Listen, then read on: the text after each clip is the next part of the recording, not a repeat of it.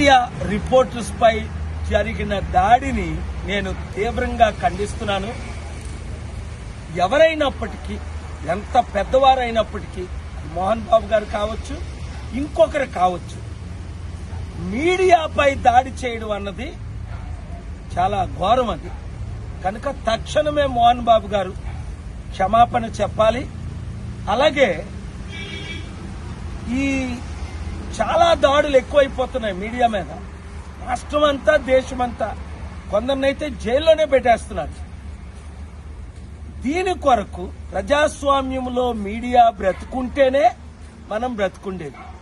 దయచేసి ఎవరు ఎమ్మెల్యేలు గాని, ఎంపీలు గాని, సర్పంచ్లు గాని ఎవరు కూడా మీడియా రిపోర్ట్స్ మీద ఈ రోజు నుంచి దాడి చేయకండి. God bless you. TV nine crime reporter Ranjith పై దాడిని కాంగ్రెస్ పార్టీగా తీవ్రంగా ఖండిస్తా ఉన్నాం.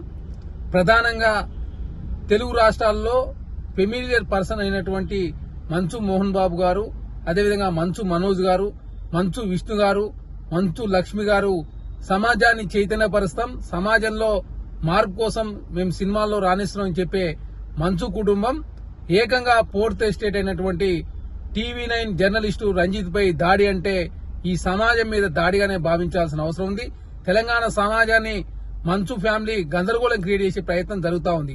ఒకాంచి మంచి ఫ్యామిలీని, ఒకాంచి భూమా ఫ్యామిలీ కూడా తెలంగాణ రాష్ట్రంలో ఎంటర్ అవుతుందని, తెలంగాణ రాష్ట్రంలో సోషల్ మీడియా వేదికగా పెద్ద ఎత్తున ప్రచారానికి తెరదీసే విధంగా అనవసరంగా ప్రజల మధ్య గందరగోళం క్రియేట్ చేసే ప్రయత్నం మంచు మోహన్ బాబు గారు, అదేవిధంగా మంచు మనోజ్ గారు, మంచు విష్ణు చేస్తున్నది చాలా స్పష్టంగా కనపడతా ఉంది. కాబట్టి దయచేసి మీ కుటుంబ తగాదాలన్నీ కూడా తెలంగాణ సమాజం మీద రుద్దొద్దని చెప్పేసి మేము కాంగ్రెస్ పార్టీ నుంచి కోరుతా ఉన్నాం.